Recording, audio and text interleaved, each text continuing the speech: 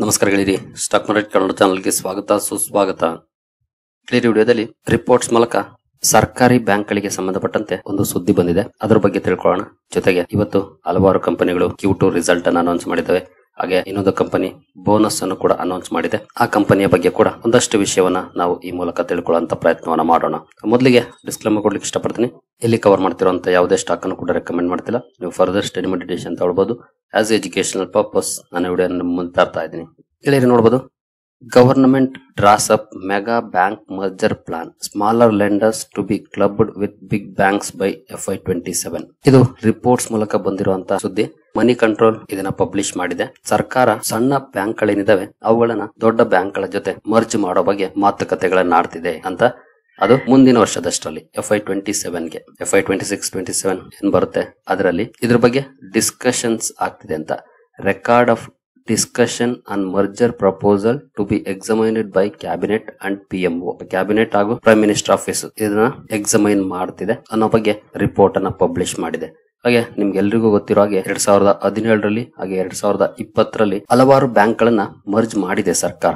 ಈಗ ಇನ್ನು ಹಲವು ಬ್ಯಾಂಕ್ ಗಳನ್ನ ಮರ್ಜ್ ಮಾಡಬಹುದು. ಎಸ್ಪೆಷಲಿ ಸಣ್ಣ ಬ್ಯಾಂಕ್ ಗಳನ್ನ ದೊಡ್ಡ ಬ್ಯಾಂಕ್ ಗಳಲ್ಲಿ ಮರ್ಜ್ ಮಾಡುವಂತದ್ದು ನೋಡಬಹುದು. Indian overseas bank, central bank of India, bank of India and bank of Maharashtra could be merged with big banks such as Punjab National Bank, Bank of Baroda, State Bank of India. ಈ ಸಣ್ಣ ಬ್ಯಾಂಕ್ಗಳು ಈ ದೊಡ್ಡ ಬ್ಯಾಂಕ್ಗಳಲ್ಲಿ merge ಆಗಬಹುದು ಅನ್ನುವಂತ reports ಇದು government sources ಮೂಲಕ ಬಂದಿರುವಂತಹ ಸುದ್ದಿ. ಇದು ಜಸ್ಟ್ ಎ ಪ್ರಪೋಸಲ್. ಇನ್ನು ಇದರಲ್ಲಿ ಸಾಕಷ್ಟು ಡಿಸ್ಕಷನ್ಸ್ ಆಗುತ್ತೆ, ಆನಂತರ ಡಿಸಿಷನ್ ತಗೊಳುತ್ತೆ, ಇವಾಗ್ಲೇ ಅಂತ ಅಲ್ಲ. ಜೊತೆಗೆ FY27ಗೆ ಅಂತ ಇರೋದು ಇನ್ನು ಒಂದು ವರ್ಷ ಟೈಮ್ ಇದೆ, ಒಂದೂವರೆ ವರ್ಷ.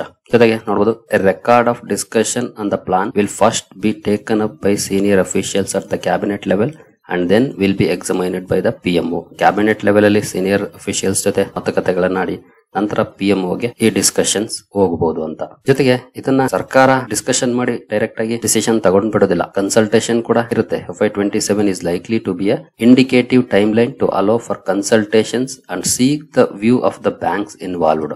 ಇಲ್ಲಿ ಯಾವೆಲ್ಲ ಬ್ಯಾಂಕ್ಗಳು ಇನ್ವಾಲ್ವ್ ಆಗ್ತಾವ ಅವುಗಳ ಜೊತೆ ಮಾತುಕತೆಗಳನ್ನಾಡಿ ಅವರ ವ್ಯೂ ಏನಿದೆ, ಈ ಮರ್ಜರ್ ಸೂಕ್ತ ಅನ್ಸುತ್ತಾ ಇಲ್ವಾ, ಇದೆಲ್ಲ ತಿಳ್ಕೊಂಡ ನಂತರನೇ ಡಿಸಿಷನ್ ತಗೊಳ್ಬಹುದು ಅಂತ. ಜೊತೆಗೆ ಈ ಡಿಸಿಷನ್ ಬಗ್ಗೆ ಮೊದಲಿಗೆ ಇಂಟರ್ನಲ್ ಆಗಿ ಡಿಸ್ಕಷನ್ಸ್ ಅನ್ನ ಮಾಡಿ ಆನಂತರ ಪಬ್ಲಿಕ್ ಅನೌನ್ಸ್ಮೆಂಟ್ ಮಾಡಬಹುದು ಅಂತ ಹೇಳ್ತಿದೆ. ನೋಡಬಹುದು, 2017 ಹಾಗೂ 2020ರಲ್ಲಿ ಗವರ್ನಮೆಂಟ್ 10 ಸರ್ಕಾರಿ ಬ್ಯಾಂಕ್ ಗಳನ್ನ 4 ದೊಡ್ಡ ಬ್ಯಾಂಕ್ ಗಳ ಜೊತೆ ಮರ್ಜ್ ಮಾಡಿತ್ತು. ಈ ಮೂಲಕ 27 ಸರ್ಕಾರಿ ಬ್ಯಾಂಕ್ ಗಳಿದ್ದು 12 ಬ್ಯಾಂಕ್ ಗಳಾಗಿತ್ತು. ಆ ಸಂದರ್ಭದಲ್ಲಿ oriental bank of commerce and United bank of India PNB ಜೊತೆ ಮರ್ಜ್ ಆಗಿತ್ತು. ಸಿಂಡಿಕೇಟ್ ಬ್ಯಾಂಕ್ ಕೆನರಾ ಬ್ಯಾಂಕ್ ಜೊತೆ ಮರ್ಜ್ ಆಗಿತ್ತು. ಏನು ನಿಮ್ಗೆ ಗೊತ್ತಿರೋ ಹಾಗೆ state bank of India SBI ಜೊತೆ ಮರ್ಜ್ ಆಯ್ತು ಹಿಂದೆ. ಇವೆಲ್ಲವೂ ಕೂಡ ಈಗಾಗಲೇ ಗೊತ್ತಿರುವಂತದ್ದು. ಜೊತೆಗೆ ಈ ಮರ್ಜರ್ ಪುಷ್ ಏನ್ ಬರ್ತಿದೆ, ನೀತಿ ಆಯೋಗದ ರೆಕಮೆಂಡೇಶನ್ಸ್ ಏನಿದೆ ಅದಕ್ಕೆ ವಿರುದ್ಧವಾಗಿದೆ ಅಂತ ಹೇಳಲಾಗ್ತಿದೆ. ಯಾಕೆಂತಂದ್ರೆ ನೀತಿ ಆಯೋಗ ಏನ್ ರೆಕಮೆಂಡ್ ಮಾಡಿದೆ ಅಂತಂದ್ರೆ PSBs ಏನಿದೆ, ಕೆಲವೊಂದು ಇಂಡಿಯನ್ ಓವರ್ಸೀಸ್ ಬ್ಯಾಂಕ್ ಆಗ್ಬೋದು ಅಥವಾ ಸೆಂಟ್ರಲ್ ಬ್ಯಾಂಕ್ ಆಫ್ ಇಂಡಿಯಾ ಆಗ್ಬೋದು, ಇವುಗಳನ್ನ ಪ್ರೈವೇಟೈಸ್ ಮಾಡ್ಲಿಕ್ಕೆ ಅಥವಾ ರೀಸ್ಟ್ರಕ್ಚರ್ ಮಾಡ್ಲಿಕ್ಕೆ ರೆಕಮೆಂಡ್ ಮಾಡಿದೆ. ಆದ್ರೆ ಪ್ರೈವೇಟೈಸ್ ಅಥವಾ ರೀಸ್ಟ್ರಕ್ಚರ್ ಮಾಡೋದಕ್ಕಿಂತ ಬೇರೆ ದೊಡ್ಡ ಬ್ಯಾಂಕಿಂಗ್ ಕಂಪನಿಯ ಜೊತೆ ಅಥವಾ ಬ್ಯಾಂಕ್ ನ ಜೊತೆ ಮರ್ಜರ್ ಮಾಡೋದು ಬೆಟರ್ ಅಂತ ಸರ್ಕಾರ ಥಿಂಕ್ ಮಾಡ್ತಾ ಇದೆ. ಈ ರೀತಿ ಮಾಡೋದ್ರಿಂದ ಬ್ಯಾಂಕ್ ಗಳ ಸಂಖ್ಯೆ ಕಡಿಮೆ ಆಗುತ್ತೆ. ಅಲ್ಲಿ ಕೆಲಸ ಮಾಡೋರ್ಗೇನು ಸಮಸ್ಯೆ ಆಗೋದಿಲ್ಲ. ನಿಮ್ಗೆಲ್ರಿಗೂ ಹಿಂದೆ ಏನೆಲ್ಲ ಆಗಿತ್ತೋ ಅದೇ ರೀತಿ ಬದಲಾವಣೆಗಳಾಗುತ್ತೆ. ಯಾವ ಬ್ಯಾಂಕ್ ಯಾವ್ದ್ರಲ್ಲಿ ಮರ್ಜ್ ಆಗುತ್ತೋ ಆ ಬ್ಯಾಂಕ್ ನ ಎಂಪ್ಲಾಯೀಸ್ ಆಗ್ತಾರೆ, ಅಲ್ಲೆಲ್ಲ ಕೆಲಸ ಮಾಡುವಂತವ್ರು. ಈ ಮೂಲಕ ಸರ್ಕಾರ few large state run banks ಅನ್ನ ಹೊಂದಿರೋದನ್ನ ಬಯಸ್ತಿದೆ. SBI ಆಗ್ಬೋದು, PNB, ಬ್ಯಾಂಕ್ ಆಫ್ ಬರೋಡಾ ಹಾಗೂ ಕೆನರಾ ಬ್ಯಾಂಕ್. ನೋಡೋಣ ಸಾಧ್ಯ ಆಗುತ್ತಾ ಇದು ಅಂತ. ಹಾಗೆ ಈಗ ಮಾಡೋದ್ರಿಂದ ಏನಾದ್ರೂ ಬೆನಿಫಿಟ್ ಇದೆಯಾ? ಖಂಡಿತ ಬೆನಿಫಿಟ್ ಗಳು ಇರುತ್ತೆ. ಎಸ್ಪೆಷಲಿ NPA ಗೆ ಸಂಬಂಧಪಟ್ಟಂತೆ ಸರ್ಕಾರಿ ಬ್ಯಾಂಕ್ ಗಳಲ್ಲಿ ಕೆಲವು ಸಲ ದೊಡ್ಡ ಮಟ್ಟದ ಸ್ಕ್ಯಾಮ್ ಗಳು ಆಗ್ತಾ ಇರುತ್ತೆ. ಈಗಾಗಲೇ ಹಿಂದೆ ನೋಡಿದೀವಿ ನಾವು, ಹಲವು ಬ್ಯಾಂಕ್ ಗಳಲ್ಲಿ ಆಗಿರುವಂತದ NPS ಇಶ್ಯೂ ಬರ್ತಾ ಇರುತ್ತೆ. ಬಟ್ ಒಂದೇ ಬ್ಯಾಂಕ್ ಇದ್ದಾಗ ಅಥವಾ ಕಡಿಮೆ ಪ್ರಮಾಣದ ಬ್ಯಾಂಕ್ ಗಳಿದ್ದಾಗ NPA ಇಶ್ಯೂಸ್ ಕಡಿಮೆ ಆಗುವಂತ ಪ್ರಾಬಬಿಲಿಟಿ ಇರುತ್ತೆ. ಯಾಕೆಂತಂದ್ರೆ ಈಗ ಏನ್ ಮಾಡ್ತಾರೆ, 3-4 ಬ್ಯಾಂಕ್ ಗಳಲ್ಲಿ ಲೋನ್ ತಗೊಳ್ಳೋದು. ಬಿಸ್ನೆಸ್ ಮೆನ್ಸ್, ಎಸ್ಪೆಷಲಿ ರಿಟೇಲರ್ಸ್ ಅಲ್ಲ, ಬಿಸ್ನೆಸ್ ಮೆನ್ಸ್. ಆದ್ರೆ ಒಂದೇ ಬ್ಯಾಂಕ್ ಇದ್ದಾಗ ಅಥವಾ ಕೆಲವು ಬ್ಯಾಂಕ್ ಗಳಿದ್ದಾಗ ತುಂಬಾ ಕಡೆ ಸಾಲ ಮಾಡ್ಕೊಳಕ್ ಆಗೋದಿಲ್ಲ. ಯಾವ್ದಾದ್ರು 1-2 ಮಾಡ್ಬೋದೇನೋ. ಹಾಗಾಗಿ ಅಲ್ಲಿ ಕೆಲವೊಂದು ಅಡ್ವಾಂಟೇಜಸ್ ಇರುತ್ತೆ, ಕೆಲವೊಂದು ಡಿಸ್ಅಡ್ವಾಂಟೇಜಸ್ ಕೂಡ ಇದ್ದೇ ಇರುತ್ತೆ. ಬಟ್ ಯಾವ್ದು ಜಾಸ್ತಿ ಇರುತ್ತೆ ಅದು ಬಹಳ ಮುಖ್ಯ ಆಗುತ್ತೆ. ನೋಡೋಣ, ಇದಿನ್ನು ರಿಪೋರ್ಟ್ಸ್ ಮೂಲಕ ಬರ್ತಿರುವಂತ ಸುದ್ದಿ. ಸರ್ಕಾರ ಏನು ಅನೌನ್ಸ್ ಮಾಡಿಲ್ಲ. ಬಹುಶಃ ಇಂಟರ್ನಲ್ ಡಿಸ್ಕಷನ್ಸ್ ಆದ್ಮೇಲೆ ಅನೌನ್ಸ್ ಮಾಡಬಹುದು ಮುಂದಿನ ದಿನಗಳಲ್ಲಿ. ನೋಡೋಣ. ಒಟ್ಟಿನಲ್ಲಿ ಬಿಗ್ ನ್ಯೂಸ್ ಅಂತಾನೆ ಹೇಳ್ಬೋದು ಇದನ್ನ. ಇಲ್ಲಿ ಕೆಲವೊಂದು ಅಡ್ವಾಂಟೇಜಸ್ ಕೂಡ ಇರುತ್ತೆ, ಡಿಸ್ಅಡ್ವಾಂಟೇಜಸ್ ಕೂಡ ಇರುತ್ತೆ. ಆಸ್ ಎ ಇನ್ವೆಸ್ಟರ್ಸ್ ಖಂಡಿತ ಕೆಲವೊಂದು ಅಡ್ವಾಂಟೇಜಸ್ ಇರುತ್ತೆ. ಇನ್ನು ನೆಕ್ಸ್ಟ್ ಸುದ್ದಿಗಳ ಕಡೆ ನಾವು ಬರೋದಾದ್ರೆ HDFC ಅಸೆಟ್ ಮ್ಯಾನೇಜ್ಮೆಂಟ್ ಕಂಪನಿ ಇವತ್ತು ಫೋಕಸ್ ಅಲ್ಲಿ ಇತ್ತು. ಕಾರಣ ಕಂಪನಿ ಮೊನ್ನೆ ಒಂದು ಡಿಸಿಷನ್ ಅನೌನ್ಸ್ ಮಾಡಿತ್ತು. 15ನೇ ತಾರೀಕು ಬೋರ್ಡ್ ಮೀಟಿಂಗ್ ಅಲ್ಲಿ ಬೋನಸ್ ಬಗ್ಗೆ ಡಿಸಿಷನ್ ತಗೊಳ್ಳಿಕ್ಕೆ. ಇವತ್ತು ರಿಸಲ್ಟ್ಸ್ ಕೂಡ ಅನೌನ್ಸ್ ಮಾಡಿದೆ. ರಿಸಲ್ಟ್ ನ ಜೊತೆ ಬೋನಸ್ ಬಗ್ಗೆ ಕೂಡ ಅನೌನ್ಸ್ಮೆಂಟ್ ಬಂದಿದೆ. ಜೊತೆಗೆ ಈ ಡಿಸಿಷನ್ ಡ್ಯೂರಿಂಗ್ ದ ಮಾರ್ಕೆಟ್ ಬಂತು. ಮಾರ್ಕೆಟ್ ಕೂಡ ಅಪ್ರಿಶಿಯೇಟ್ ಮಾಡಿದೆ. ಅಂದ್ರೆ 3% ಅಪ್ ಅಲ್ಲಿ HDFC asset management stock closing ಅನ್ನ ಕೊಟ್ಟಿದೆ. ಒಳ್ಳೆ ಪರ್ಫಾರ್ಮೆನ್ಸ್ ಕೂಡ ನೋಡ್ಲಿಕ್ಕೆ ಸಿಕ್ಕಿದೆ. ಹಾಗಾದ್ರೆ ಕಂಪನಿ ಏನ್ ಡಿಸಿಷನ್ ತಗೊಳ್ತು ಅಂತ ನೋಡಿದ್ರೆ ಮೊದಲಿಗೆ ಫೈನಾನ್ಷಿಯಲ್ ರಿಸಲ್ಟ್ಸ್ ಅನ್ನ ಅನೌನ್ಸ್ ಮಾಡಿದೆ. ಜೊತೆಗೆ ಇಶ್ಯೂಯನ್ಸ್ ಆಫ್ ಬೋನಸ್ ಶೇರ್ಸ್ ನೋಡಬಹುದು, ಯಾವ ರೇಷಿಯೋದಲ್ಲಿ ಕೊಟ್ಟಿದೆ ಅಂತ ಕೂಡ ನೋಡಬಹುದು. Issuance of bonus shares in the ratio of 1:1, ಅಂದ್ರೆ ಒಂದು ಶೇರಿಗೆ ಒಂದು ಶೇರ್ ಅನ್ನು ಬೋನಸ್ ಆಗಿ ಕೊಡ್ತಾ ಇದೆ. ಅಂದ್ರೆ ಶೇರ್ಗಳು ಡಬಲ್ ಆಗುತ್ತೆ. At the same time stock price ಕೂಡ ಅಡ್ಜಸ್ಟ್ ಆಗುತ್ತೆ. ಬೋನಸ್ ಅಂದ ತಕ್ಷಣ ಸ್ಟಾಕ್ ಪ್ರೈಸ್ ಅಷ್ಟೇ ಇರುತ್ತೆ ಅಂತ ಥಿಂಕ್ ಮಾಡಕ್ ಹೋಗ್ಬಿಡಿ. ಎಸ್ಪೆಷಲಿ ಬಿಗಿನರ್ಸ್ ಅದೇ ರೀತಿ ತಿಳ್ಕೊಳ್ಳೋದು, ಅದು ತಪ್ಪು ತಿಳುವಳಿಕೆ. ಸ್ಟಾಕ್ ಪ್ರೈಸ್ ಕೂಡ ಅಡ್ಜಸ್ಟ್ ಆಗುತ್ತೆ, but number of shares increase ಆಗುತ್ತೆ. ಹಾಗೆ ಕೆಲವರು ಕೇಳ್ತಾರೆ ಕಮೆಂಟ್ ಸೆಕ್ಷನ್ ಅಲ್ಲಿ ಪ್ರಶ್ನೆನ, ಮತ್ತೆ ಬೋನಸ್ ಇನ್ನೇನು ಕೊಡಬೇಕು ಸ್ಟಾಕ್ ಪ್ರೈಸ್ ಅಡ್ಜಸ್ಟ್ ಆಗೋದಾದ್ರೆ ಅಂತ. ಖಂಡಿತ ಬೋನಸ್ ಕೊಟ್ಟಾಗ ಅದರ ಲಾಭ ಸಿಗೋದು ಲಾಂಗ್ ಟರ್ಮ್ ಅಲ್ಲಿ. ಕಾಂಪೌಂಡಿಂಗ್ ಬೆನಿಫಿಟ್ ತುಂಬಾ ಚೆನ್ನಾಗಿರುತ್ತೆ ಲಾಂಗ್ ಟರ್ಮ್ ಅಲ್ಲಿ. ಶಾರ್ಟ್ ಟರ್ಮ್ ಅಲ್ಲಿ ಏನು ಬೆನಿಫಿಟ್ ಆಗೋದಿಲ್ಲ, ಬಟ್ ಲಾಂಗ್ ರನ್ ಅಲ್ಲಿ ಒಳ್ಳೆ ಬೆನಿಫಿಟ್ ಇದ್ದೇ ಇರುತ್ತೆ. ಇನ್ನು ರೆಕಾರ್ಡ್ ಡೇಟ್ ಅನ್ನು ಕೂಡ ಕಂಪನಿ ಅನೌನ್ಸ್ ಮಾಡಿದೆ, ನವೆಂಬರ್ 26 ಅಂತ. ಬೋನಸ್ ಏನ್ ಕೊಡ್ತಾ ಇದೆ ಕಂಪನಿ, ಅದಕ್ಕೆ ನವೆಂಬರ್ 26 ರೆಕಾರ್ಡ್ ಡೇಟ್ ಆಗಿರುತ್ತೆ. ಯಾರೆಲ್ಲ ಪೋರ್ಟ್ಫೋಲಿಯೋದಲ್ಲಿ ನವೆಂಬರ್ 26ನೇ ತಾರೀಕು HDFC AMC ಸ್ಟಾಕ್ ಇರುತ್ತೋ ಅವ್ರಿಗೆಲ್ರಿಗೂ ಕೂಡ ಬೋನಸ್ ಶೇರ್ ಸಿಗುತ್ತೆ. ಅಲ್ಲಿವರೆಗೂ ಯಾರೆಲ್ಲ ಬೈ ಮಾಡ್ತಾರೋ ಅವ್ರಿಗೆಲ್ರಿಗೂ ಸಿಗುತ್ತೆ. ಕೆಲವರು ಪ್ರಶ್ನೆಗಳನ್ನ ಮಾಡ್ತಾ ಇರ್ತೀರಿ, ಈಗ ತಗೊಳ್ಳೋದ್ರಿಂದ ಸಿಗುತ್ತಾ ಅಂತ. ಖಂಡಿತ ರೆಕಾರ್ಡ್ ಡೇಟ್ ಗಿಂತ ಮುಂಚೆ ಯಾರೆಲ್ಲ ತಗೊಳ್ತಾರೋ ಅವ್ರಿಗೆಲ್ರಿಗೂ ಸಿಗುತ್ತೆ. ರೆಕಾರ್ಡ್ ಡೇಟ್ ಗಿಂತ ಒಂದಿನ ಮುಂಚೆ ಎಕ್ಸ್ ಡೇಟ್ ಇರುತ್ತೆ. ಎಕ್ಸ್ ಡೇಟ್ ಗೆ ಮುಂಚೆ ತಗೊಳ್ಬೇಕು. ಇನ್ ಕೇಸ್ ನಾವು ಎಕ್ಸ್ ಡೇಟ್ ಅನ್ನ ನವೆಂಬರ್ 25 ಅಂದ್ಕೊಂಡ್ರೆ, ಉದಾಹರಣೆಗೆ ನವೆಂಬರ್ 24ನೇ ತಾರೀಕು ತಗೊಳ್ಳೋ ಎಲ್ರಿಗೂ ಕೂಡ ಬೋನಸ್ ಶೇರ್ ಸಿಗುತ್ತೆ. ಓಕೆ, ಬೋನಸ್ ಅನ್ನಂತೂ ಅನೌನ್ಸ್ ಮಾಡಿದೆ. ಕಂಪನಿಯ ರಿಸಲ್ಟ್ ಹೇಗಿದೆ ನಮಗೆ ಬಹಳ ಮುಖ್ಯ. ಅದು ಕಂಪನಿ ರಿಸಲ್ಟ್ ಚೆನ್ನಾಗಿದ್ರೆ ಮಾತ್ರ ಒಳ್ಳೆ ಪರ್ಫಾರ್ಮೆನ್ಸ್ ಅನ್ನ ಕೊಡ್ಲಿಕ್ಕೆ ಸಾಧ್ಯ. ಹಾಗಾಗಿ ರಿಸಲ್ಟ್ ಬಹಳ ಮುಖ್ಯ ಆಗುತ್ತೆ. ಕನ್ಸಾಲಿಡೇಟೆಡ್ ನಂಬರ್ಸ್ ಇದೆಯಾ ನೋಡೋಣ. ಇದು ಮೇಲ್ಗಡೆ ಸ್ಟ್ಯಾಂಡ್ ಅಲೋನ್ ಇತ್ತು, ಕನ್ಸಾಲಿಡೇಟೆಡ್ ನಂಬರ್ಸ್ ಇದೆ. ಇಲ್ಲಿ ಮೆನ್ಷನ್ ಮಾಡಿರುವಂತಹ ನಂಬರ್ಸ್ ಎಲ್ಲಾನು ಕೂಡ ಕೋಟಿಗಳಲ್ಲಿದೆ ನೋಡಬಹುದು. ಸೆಪ್ಟೆಂಬರ್, ಜೂನ್, ಸೆಪ್ಟೆಂಬರ್ ಇದೆ ಸೀಕ್ವೆನ್ಸ್. ಹಿಂದಿನ ವರ್ಷ 1058 ಕೋಟಿ ಇತ್ತು ಕಂಪನಿಯ ಟೋಟಲ್ ಇನ್ಕಮ್. ಹಿಂದಿನ ಕ್ವಾರ್ಟರ್ಲಿ 1201 ಕೋಟಿ, ಈಗ 1123 ಕೋಟಿ ಇದೆ. ಇಯರ್ಲಿ ಅಪ್ ಆಗಿದೆ, ಬಟ್ ಕ್ವಾರ್ಟರ್ಲಿ ಸ್ವಲ್ಪ ಡೌನ್ ಇದೆ ನೋಡಬಹುದು ರೆವಿನ್ಯೂ ವೈಸ್. ನಂತರ ಟೋಟಲ್ ಎಕ್ಸ್ಪೆನ್ಸಸ್ ಗೆ ಬಂದ್ರೆ, ಹಿಂದಿನ ವರ್ಷ 199 ಕೋಟಿಯನ್ನ ಖರ್ಚು ಮಾಡಿತ್ತು ಕಂಪನಿ. ಹಿಂದಿನ ಕ್ವಾರ್ಟರ್ಲಿ 215 ಕೋಟಿ, ಈಗ 247 ಕೋಟಿಯನ್ನ ಖರ್ಚು ಮಾಡಿದೆ. ಇನ್ಕಮ್ ಕಡಿಮೆ ಆಗಿದೆ, ಬಟ್ ಎಕ್ಸ್ಪೆನ್ಸಸ್ ಜಾಸ್ತಿ ಆಗಿದೆ ಈ ಸಲ. ಪ್ರಾಫಿಟ್ ಬಿಫೋರ್ ಟ್ಯಾಕ್ಸ್ ನೋಡಬಹುದು. ಹಿಂದಿನ ವರ್ಷ 858 ಕೋಟಿ, ಹಿಂದಿನ ಕ್ವಾರ್ಟರ್ಲಿ 985 ಕೋಟಿ, ಈಗ 875 ಕೋಟಿ ಇದೆ. ಇಯರ್ಲಿ ಅಪ್ ಇದೆ ಪರ್ಫಾರ್ಮೆನ್ಸ್, ಕ್ವಾರ್ಟರ್ಲಿ ಡೌನ್ ಇದೆ ನೋಡಬಹುದು. ಏನು ಟ್ಯಾಕ್ಸ್ ಎಕ್ಸ್ಪೆನ್ಸಸ್ ಬರುತ್ತೆ. ಟ್ಯಾಕ್ಸ್ ಎಕ್ಸ್ಪೆನ್ಸಸ್ ನಂತರ ಪ್ರಾಫಿಟ್ ಫಾರ್ ದ ಪೀರಿಯಡ್ ಅಥವಾ ಪ್ರಾಫಿಟ್ ಆಫ್ಟರ್ ಟ್ಯಾಕ್ಸ್ ನೋಡಬಹುದು. 576 ಕೋಟಿ ಇತ್ತು ಹಿಂದಿನ ವರ್ಷ. ಹಿಂದಿನ ಕ್ವಾರ್ಟರ್ಲಿ 747 ಕೋಟಿ, ಈಗ 718 ಕೋಟಿ ಇದೆ. ಕ್ವಾರ್ಟರ್ಲಿ ಡೌನ್ ಇದೆ ಪರ್ಫಾರ್ಮೆನ್ಸ್, ಇಯರ್ಲಿ ಅಪ್ ಆಗಿದೆ.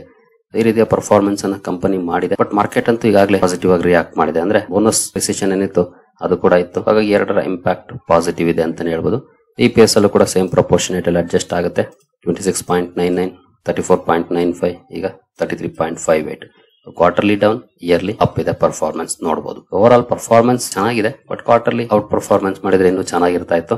ಬಟ್ ಮಾರ್ಕೆಟ್ ಅಂತೂ ಈಗಾಗಲೇ ಅಪ್ರಿಶಿಯೇಟ್ ಮಾಡಿದೆ ಕಂಪನಿಯ ನಂಬರ್ಸ್ಗೆ. ಹಾಗೆ ನಿಮ್ಗೆಲ್ರಿಗೂ ಗೊತ್ತಿರೋ ಹಾಗೆ ಕ್ಯಾಪಿಟಲ್ ಮಾರ್ಕೆಟ್ ಥೀಮ್ ಅಲ್ಲಿ ನಾನು ಇದನ್ನ ಹಲವು ಸಲ ಕವರ್ ಮಾಡಿದ್ದೀನಿ. ಕ್ಯಾಪಿಟಲ್ ಮಾರ್ಕೆಟ್ಸ್, ಅದರಲ್ಲೂ ಎಸ್ಪೆಷಲಿ AMC ಬಿಸ್ನೆಸ್ ತುಂಬಾ ಚೆನ್ನಾಗಿ ಗ್ರೋ ಆಗ್ತಾ ಇದೆ. ಬಟ್ ಅದಕ್ಕೆ ತಕ್ಕಂತ ಪರ್ಫಾರ್ಮೆನ್ಸ್ ಸ್ಟಾಕ್ ಗಳಲ್ಲಿ ಒಂದಷ್ಟು ದಿನ ಬರಲಿಲ್ಲ. ಬಟ್ ಇತ್ತೀಚಿನ ದಿನಗಳಲ್ಲಿ ಪರ್ಫಾರ್ಮೆನ್ಸ್ ಬಂದಿದೆ ಅಂತಾನೆ ಹೇಳ್ಬೋದು AMC ಸ್ಟಾಕ್ ಗಳಲ್ಲಿ. ಅದಕ್ಕೆ ಉದಾಹರಣೆ ನೋಡಬಹುದು. ಲಾಸ್ಟ್ 1 ಇಯರ್ ಅಲ್ಲಿ 26% ರಿಟರ್ನ್ಸ್ ಇದೆ. ಹಲವಾರು ಸ್ಟಾಕ್ ಗಳು ಸ್ಟ್ರಗಲ್ ಮಾಡ್ತಿರುವಂತಹ ಸಂದರ್ಭದಲ್ಲಿ ಈ ಸ್ಟಾಕ್ ಗಳು ಒಳ್ಳೆ ಪರ್ಫಾರ್ಮೆನ್ಸ್ ಅನ್ನ ಮಾಡಿದೆ. ಅದಕ್ಕೆ ಪ್ರಮುಖ ಕಾರಣನೇ ಇಷ್ಟು ದಿನಗಳ ಅಂಡರ್ ಪರ್ಫಾರ್ಮೆನ್ಸ್. ಈ ಹಿಂದೆ ಮಾಡಿದಂತದ್ದು ಎಲ್ಲ ಸ್ಟಾಕ್ ಗಳು ಒಳ್ಳೆ ಪರ್ಫಾರ್ಮೆನ್ಸ್ ಮಾಡ್ತಿದ್ರೆ ಸ್ಟಾಕ್ ಗಳು ಅಪ್ ಆಗ್ತಿರ್ಲಿಲ್ಲ.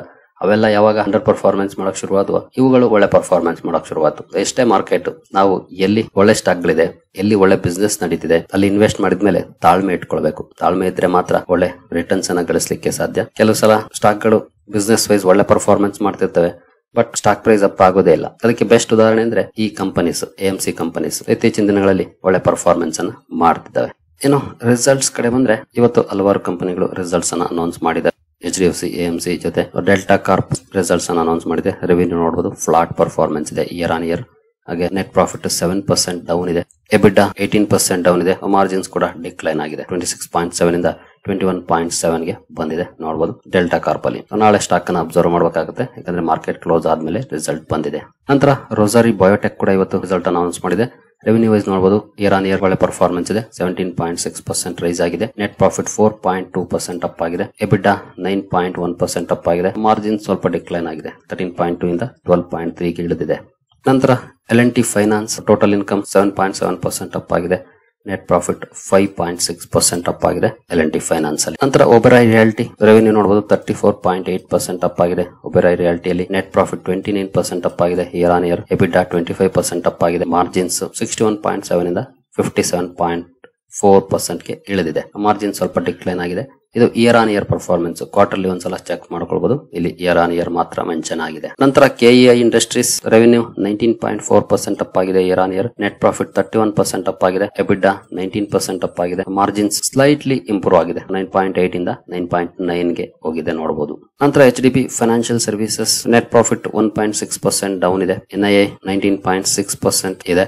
ಇಂದಿನ ವರ್ಷಕ್ಕೆ ಹೋಲಿಸಿದ್ರೆ ಇಂಪ್ರೂವ್ ಆಗಿದೆ. ಜೊತೆಗೆ ಕಂಪನಿ ₹2 ಪರ್ ಶೇರ್ ಡಿವಿಡೆಂಡ್ ಕೂಡ ಅನೌನ್ಸ್ ಮಾಡಿದೆ. ನಂತರ ಆಕ್ಸಿಸ್ ಬ್ಯಾಂಕ್ ಕೂಡ ರಿಸಲ್ಟ್ ಅನ್ನು ಅನೌನ್ಸ್ ಮಾಡಿದೆ. ನೆಟ್ ಪ್ರಾಫಿಟ್ ನೋಡಬಹುದು 26% ಡೌನ್ ಇದೆ ಲಾಸ್ಟ್ ಇಯರ್ ಗೆ ಹೋಲಿಸಿದ್ರೆ. ನೆಟ್ ಇಂಟ್ರೆಸ್ಟ್ ಇನ್ಕಮ್ 2% ಅಪ್ ಆಗಿದೆ. ಪ್ರಾವಿಷನ್ಸ್ 61% ಅಪ್ ಆಗಿದೆ. ತುಂಬಾ ಜಾಸ್ತಿ ಆಗಿದೆ ಅಂತ ಹೇಳ್ಬೋದು. ಇಯರ್ ಆನ್ ಇಯರ್ 2204 ಕೋಟಿ ಇದ್ದದ್ದು 3547 ಕೋಟಿಗೆ ಅಪ್ ಆಗಿದೆ. ಇದೇ ಕಂಪನಿಯ ನೆಟ್ ಪ್ರಾಫಿಟ್ ಅನ್ನ ಡೌನ್ ಮಾಡಿರೋದು. ಪ್ರಾವಿಷನ್ಸ್ ಜಾಸ್ತಿ ಆಗೋದು ಖಂಡಿತ ಒಳ್ಳೆ ಸುದ್ದಿ ಅಲ್ಲ, ಬಟ್ ಇಯರ್ಲಿ ಪ್ರಾವಿಷನ್ಸ್ ಜಾಸ್ತಿ ಆಗಿದೆ. ಬಟ್ ಕ್ವಾರ್ಟರ್ಲಿ ಡೌನ್ ಇದೆ ನೋಡಬಹುದು. 10% ಡೌನ್ ಆಗಿದೆ. 3948 ಕೋಟಿಯಿಂದ 3547 ಕೋಟಿಗೆ ಇಳಿದಿದೆ quarter on quarter. Yearly provisions up ಆಗಿದೆ, ಕ್ವಾರ್ಟರ್ಲಿ ಡೌನ್ ಇದೆ. ಇನ್ನು ನೆಟ್ ಅಡ್ವಾನ್ಸಸ್ ನೋಡಬಹುದು 12% ಅಪ್ ಆಗಿದೆ. ಡೆಪಾಸಿಟ್ಸ್ ಕೂಡ 11% ಅಪ್ ಆಗಿದೆ. ಸ್ಲಿಪ್ಪೇಜ್ ರೇಷಿಯೋ 102 ಬೇಸಿಸ್ ಪಾಯಿಂಟ್ಸ್ ಇದೆ. 0.11% ಇದೆ quarter on quarter. Gross slippage ratio 28 basis points ಇದೆ. 1.05%. ನಂತರ HDFC life net profit 3% up ಆಗಿದೆ ಲಾಸ್ಟ್ ಇಯರ್ ಗೆ ಕಂಪೇರ್ ಮಾಡಿದ್ರೆ. ಪ್ರೀಮಿಯಂ ಇನ್ಕಮ್ 13.6% ಅಪ್ ಆಗಿದೆ. Annual premium equivalent grow by 9% ಇದೆ. ನ್ಯೂ ಬಿಸ್ನೆಸ್ 8% ಗ್ರೋ ಆಗಿದೆ. VNB ಮಾರ್ಜಿನ್ 24.1% ಇದೆ. ಲಾಸ್ಟ್ ಕ್ವಾರ್ಟರ್ ಗೆ ಕಂಪೇರ್ ಮಾಡಿದ್ರೆ 1% ಡೌನ್ ಇದೆ. ನಂತರ ಹೆರಿಟೇಜ್ ಫುಡ್ಸ್ ರೆವೆನ್ಯೂ 9.1% ಅಪ್ ಆಗಿದೆ year on year. Net profit 5% up ಆಗಿದೆ. ಎಬಿಟಾ 7% ಡೌನ್ ಇದೆ. ಮಾರ್ಜಿನ್ಸ್ ಡಿಕ್ಲೈನ್ ಆಗಿದೆ. 8.2 ಇಂದ 6.9 ಗೆ ಇಳಿದಿದೆ. ಇನ್ನು ಟಾಟಾ ಕಮ್ಯುನಿಕೇಶನ್ಸ್ ಕೂಡ ರಿಸಲ್ಟ್ ಅನ್ನು ಅನೌನ್ಸ್ ಮಾಡಿದೆ. ರೆವೆನ್ಯೂ ವೈಸ್ 6.5% ಅಪ್ ಆಗಿದೆ ಇಯರ್ ಆನ್ ಇಯರ್. ಎಬಿಟಾ 3.9% ಅಪ್ ಆಗಿದೆ.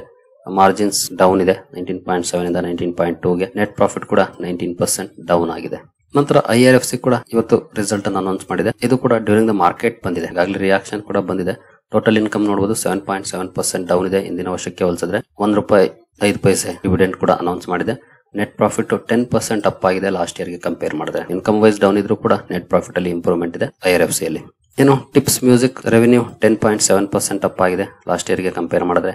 ಎಬಿಟಾ 13.9% ಅಪ್ ಆಗಿದೆ. ಮಾರ್ಜಿನ್ಸ್ ನೋಡಬಹುದು 73.8 ಇಂದ 75.9 ಗೆ ಹೋಗಿದೆ. ಈಗ ಪ್ರಾಫಿಟ್ 10% ಅಪ್ ಆಗಿದೆ. ಒಳ್ಳೆ ಪರ್ಫಾರ್ಮೆನ್ಸ್ ನೋಡ್ಲಿಕ್ಕೆ ಸಿಕ್ಕಿದೆ ಇಯರ್ ಆನ್ ಇಯರ್ ಅಂತ ಹೇಳ್ಬೋದು ಟಿಪ್ಸ್ ಮ್ಯೂಸಿಕ್ಸ್ ಅಲ್ಲಿ. ಇಲ್ಲಿವರೆಗೂ ಬಂದಿರುವಂತ ಕೆಲವು ನಂಬರ್ಸ್ ಅನ್ನ ನಿಮ್ಮ ಮುಂದೆ ತಂದಿದ್ದೀನಿ. ಯಾವ್ದಾದ್ರು ಮಿಸ್ ಆಗಿದ್ರೆ ಚೆಕ್ ಮಾಡ್ಕೊಳ್ಬಹುದು. ಬಂದಿರುವಂತ ನಂಬರ್ಸ್ ಅನ್ನ ಕವರ್ ಮಾಡಿದ್ದೀನಿ. ಸರಿಗಳೇ, ಈ ಎಲ್ಲ ಅಪ್ಡೇಟ್ಸ್ ನಿಮ್ಗೆ ಇಷ್ಟ ಆಗಿದೆ ಅಂದ್ಕೊಳ್ತೀನಿ. ಮುಂದಿನ ವಿಡಿಯೋದಲ್ಲಿ ಸಿಗೋಣ. ಅಲ್ಲಿವರೆಗೂ ಜೈ ಹಿಂದ್, ಜೈ ಕರ್ನಾಟಕ.